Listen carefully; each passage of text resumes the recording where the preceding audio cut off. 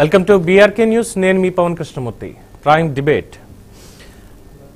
అదిగో పులి ఇదిగో తోక, లేదంటే ఇదిగో పులి ఇదిగో తోక అదిగో పులి, ఈ రకంగా తెలంగాణలో ప్రజలని మభ్యపెట్టేలాగా కొన్ని స్టేట్మెంట్స్ నడుస్తున్నాయి.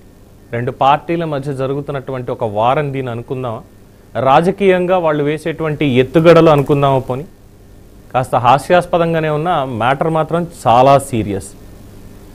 BRS working president KTR arrest అంటూ గత కొద్ది మాసాలుగా జరుగుతున్నటువంటి ప్రచారానికి ఇవాళ ఇంకాస్త క్లారిటీ వచ్చింది. ముఖ్యంగా గవర్నర్ పర్మిషన్ వచ్చింది ప్రభుత్వానికి కేటీఆర్ని అరెస్ట్ చేయడానికి లేదు విచారించడానికి. ఏ కేసులు అనేది చెప్పలేనటువంటి అంశం. అందులో ముఖ్యంగా పైకి చెప్తున్నటువంటిది ఈ కార్ రేసింగ్ అనేటువంటిది. దాంట్లో 58 కోట్ల నిధుల్ని పంపించారు వితౌట్ ఎనీ పర్మిషన్స్. నేషనల్ లెవెల్లో రిజర్వ్ బ్యాంక్ ఆఫ్ ఇండియాకు కూడా దానికి సంబంధించినటువంటి ఇన్ఫర్మేషన్ ఇవ్వలేదు.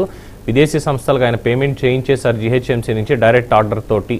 దానికి సంబంధించిన ఆధారాలు కూడా పూర్తి స్థాయిలో పర్మిషన్స్ కూడా పూర్తి స్థాయిలో ఇవ్వలేదు, కేవలం నోటి మాటతోటే పంపించేశారు అనేటువంటి దాని మీద అలా చేయకూడదు, రూల్స్ అండ్ రెగ్యులేషన్స్కి వ్యతిరేకంగా అనేది పైకి చెప్తున్నటువంటి ఒక చిన్నపాటి కేసు అయినా తీగలాగితే డొంకంతా కదిలింది అన్నట్టుగా గత 10 ఏళ్లలో వాళ్ళు చేసినటువంటి అనేక కార్యక్రమాలు, ముఖ్యంగా ఫోన్ ట్యాపింగ్, దీంట్లోనే కీలకమైనటువంటి అరెస్ట్ జరగబోతోంది.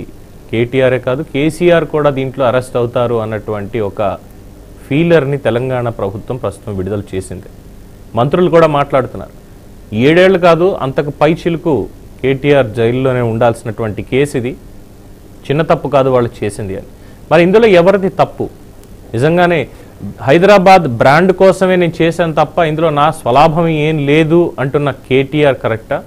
రూల్స్ అండ్ రెగ్యులేషన్స్ని ఫాలో అవ్వకుండా ఇష్టారీతిన విదేశాలకి విదేశీ నిధులని విదేశీ కరెన్సీలోనే పేమెంట్లు జరిపించారు అన్నటువంటి పాయింట్ మీద కాంగ్రెస్ ప్రభుత్వం చేస్తున్నటువంటి రచ్చ కరెక్టా? లేదు వీళ్ళిద్దరి మధ్యలో వీళ్ళు ఒకటే, మేము చూస్తూనే ఉన్నాం, కేంద్రం ఖచ్చితంగా వీళ్ళిద్దరి మీద చర్యలు తీసుకుంటుంది అంటున్న బీజేపీ కరెక్టా?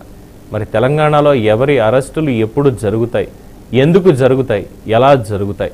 ఇవన్నీ రాజకీయం కోసమా లేదు నిజంగానే తప్పు చేశారా? ఇదే ఈరోజు డిస్కషన్. మనతోటి దీని మీద మాట్లాడడానికి అందుబాటులో ఉన్నారు కాంగ్రెస్ పార్టీ నుంచి లింగం